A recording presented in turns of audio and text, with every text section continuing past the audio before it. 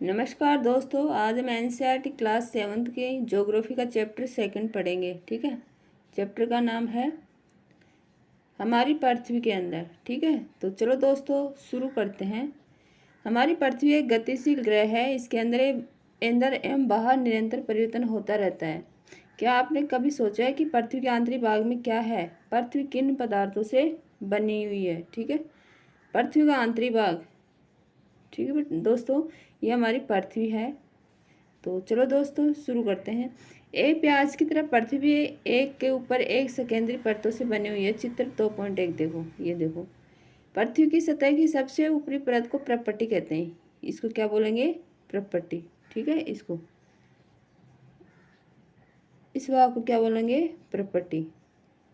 यह सबसे पतली परत होती है। यह महाद्वीपीय सहमति से 35 किलोमीटर एवं समुद्री सतह में केवल 5 किलोमीटर तक है। महाद्वीपीय सहमति मुख्य रूप से सिलिका एवं एल्यूमिनिया जैसे खनिजों से बनी है, इसलिए इसे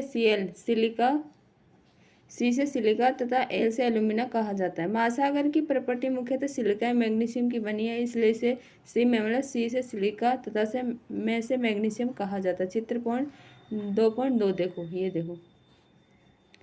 प्रॉपर्टी के ठीक नीचे मेंटल होती है, जो 2900 किलोमीटर की गहराई तक फैला होता है। इसकी सबसे आंतरिक परत क्रोड है। क्या है? क्रोड। हम इस तरह से समझ सकते हैं, जैसे हम ले लेते हैं, ये ऐसे एक हिस्सा ले लेते हैं पृथ्वी का। तो ये क्या है? ये प्रॉपर्टी है। ठीक है दोस्तों, तो इसको अपन एक समुद्र का एरिया मान लेते हैं। ये समुद्र है, सी लेवल है, तो इसको 5 किलोमीटर तक मान लेते हैं और इसको मान लेते हैं 35 किलोमीटर। ठीक है, और इसको मान लेते हैं मेंटल। इसको इतने से भाग को क्या बोलते हैं? 2900 किलोमीटर को मेंटल मान लेते हैं, मेंटल। ये फिर ये क्या है? ये क्रोड है। ठीक है, ये लास्ट में क्या है? ये क्रोड है। ठीक है, ये देखो।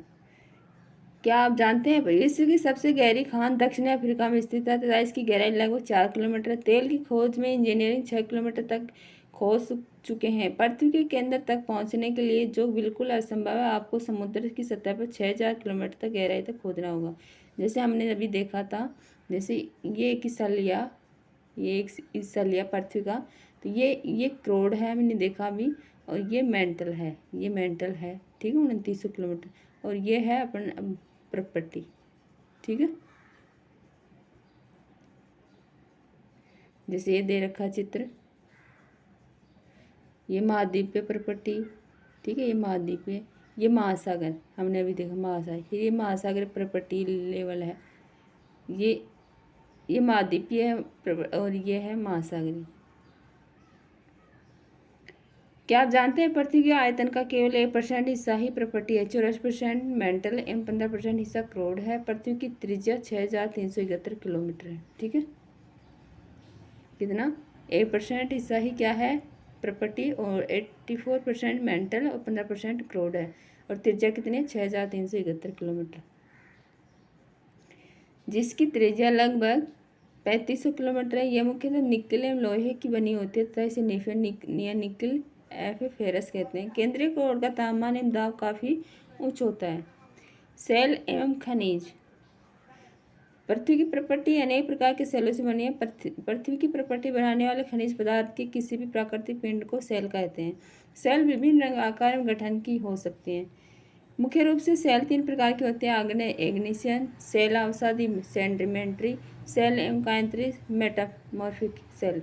द्रवित में एक बार ठंडा होकर ठोस हो जाता है। इस प्रकार बने सेल को आग्नेय सेल कहते हैं। इन्हें प्राथमिक सेल भी कहते हैं। आग्नेय सेल 2 प्रकार के होते हैं: अंतर्वेदी सेल और बहिर्वेदी सेल। शब्द की उत्पत्ति। इग्निशन लैटिन शब्द इग्निस जिसका अर्थ है अग्नि। सेडिमेंट्री लैटिन शब्द सेडिमेंट जिसका अर्थ है स्थिर। मेटाफोर में ग्रीक शब्द मेटाफोर में मॉर्फोस जिसका अर्थ है रूप परिवर्तन। क्या आप ज्वालामुखी से निकलने वाले लावा की कल्पना कर सकते हैं? वास्तव में आग की तरह लाल द्रवित मैग्मा ही लावा है, जो पृथ्वी के आंतरिक भाग से निकलकर सतह पर आता है। जब द्रवित लावा पृथ्वी की सतह पर आता है तो यह तेजी ठंडा और ठोस बन जाता है। प्रकृति पर इस प्रकार से बने सेल को बहिर्वेदी आग्नेय सेल कहते हैं। इनकी संरचना बहुत महीन दानों वाली होती है। उदाहरण के लिए बैसाल्ट, दक्कन पठार बैसाल्ट सेलों से ही बना है।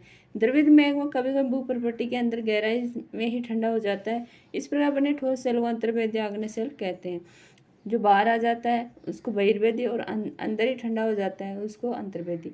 धीरे धीरे ठंडा होने के कारण ये बड़े दानों का रूप ले लेते हैं। ग्रेनाइट ऐसे ही सेल का एक उदाहरण है।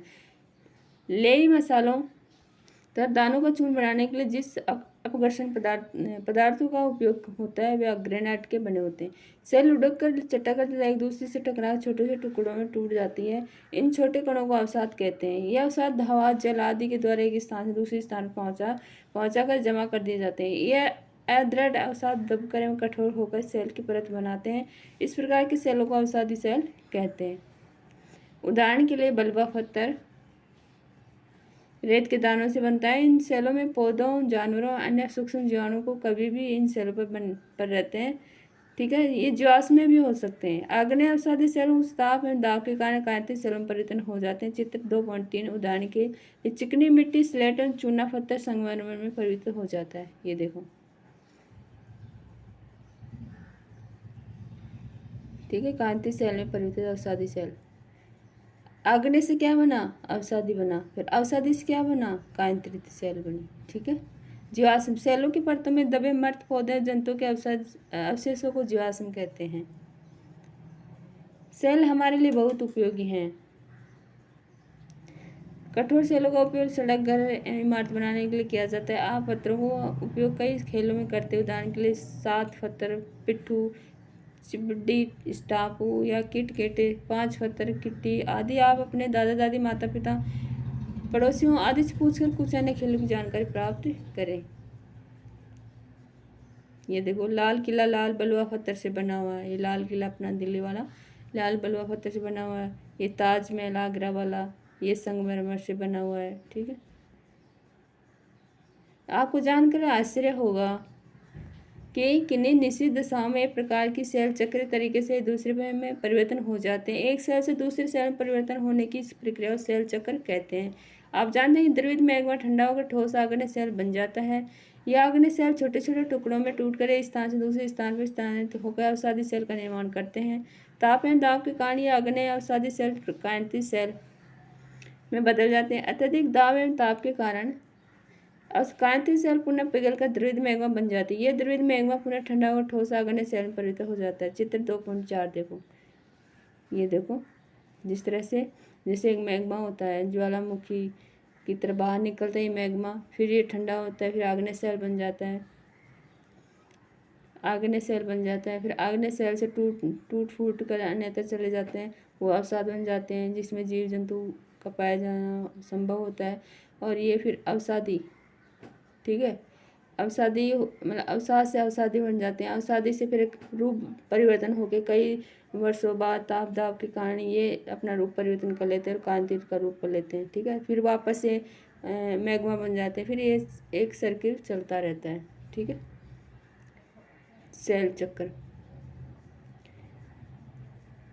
सेल विभिन्न खनिजों से बनी होती है।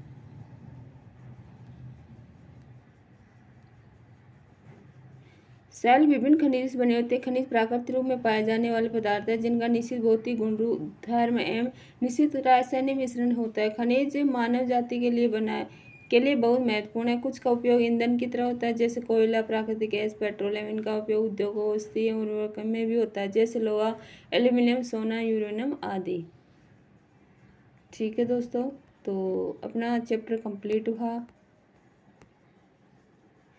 अब इसके क्वेश्चन आंसर भी देख लेते हैं। ठीक है, अपना पहला क्वेश्चन है, निम्न प्रश्नों के उत्तर दीजिए। जिसका क्या है, पृथ्वी की 3 परतें क्या हैं? हमने देखा था पृथ्वी की 3 परतें, भूपर्पटी, फिर उसके बाद मेंटल, फिर था क्रोड। ठीक है, अपना ख है, सेल क्या है? सेल पृथ्वी की परपट्टी बनाने वाले खनिज पदार्थ में किसी भी प्राकृतिक पिंड को सेल कहते हैं। सेल अलग अलग रंग और आकार की होती हैं।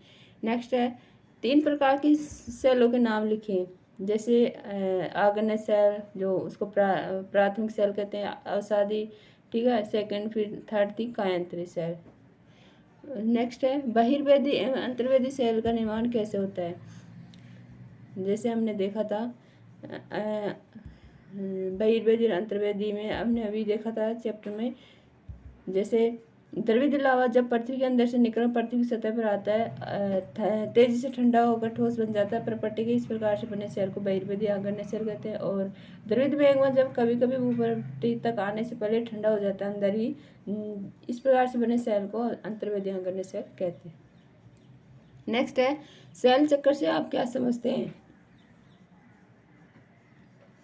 सेल चक्कर से जब एक प्रकार का सेल दूसरे प्रकार के सेल में परिवर्तन होता है तो परिवर्तन होने की इस प्रक्रिया को सेल चक्र कहते हैं। द्रवित मैग्मा पृथ्वी की सतह पर ठंडा होने के बाद ठोस आग्नेय सेल बन जाता है। यह आग्नेय सेल किसी बाहरी आंतरिक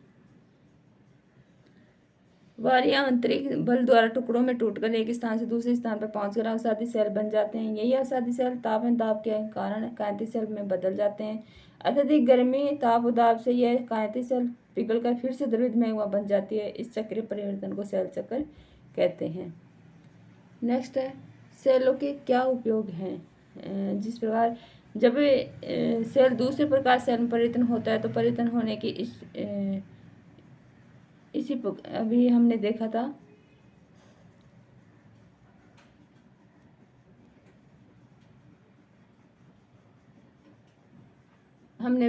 सेलों का जिस चक्र के रूप में, उसी तरह इनका उपयोग भी जैसे सेलों का उपयोग घर, सड़क, इमारत बनाने के लिए, खेलों में, जैसे हमने चैप्टर में देखा पिट्ठू, चिबिड्डी, गिट्टी आदि देखा था, ठीक है। नेक्स्ट है कांति सेल क्या है। हाँ, उच्च ताप एवं दबाव के कारण आग्नेय अवसादी सेल में परिवर्तन होता है। इस परिवर्तन के फलस्वरूप यह कांति सेल में परिवर्तित हो जाते हैं, जैसे कि चिकनी मिट्टी का स्लेट में परिवर्तन होना, ठीक है। नेक्स्ट देखते हैं। हाँ, सेकंड क्वेश्चन है सही का उत्तर चिन्हित करें, ठीक है। तो फर्स्ट है द्रवित मैग्मा से बने सेल क्या है। द्रवित मैग्मा से हमने देखा था आग्नेय। सेकंड है पृथ्वी की सबसे भीतरी परत क्या है। भीतरी परत जो लास्ट में होते हैं उसको क्रोड। फर्स्ट में परपट्टी, सेकंड में मेंटल, थर्ड पे क्रोड। गए है सोना, पेट्रोलियम एवं कोयला किसके उदाहरण है। ये है खनिज के, ठीक है। और नेक्स्ट है सेल जिसमें जीवाश्म होते हैं उसको क्या बोलोगे, उसको बोलोगे अवसादी सेल। नेक्स्ट है पृथ्वी की सबसे पहली परत, सबसे पतली परत कौन सी थी। सबसे जो फर्स्ट में थी वही सबसे पतली थी, परपट्टी। नेक्स्ट क्वेश्चन देखते हैं अपना। थर्ड क्वेश्चन निम्नलिखित स्तंभों को मिलाकर सही जोड़े बनाइए। हाँ, क्रोड क्या थी।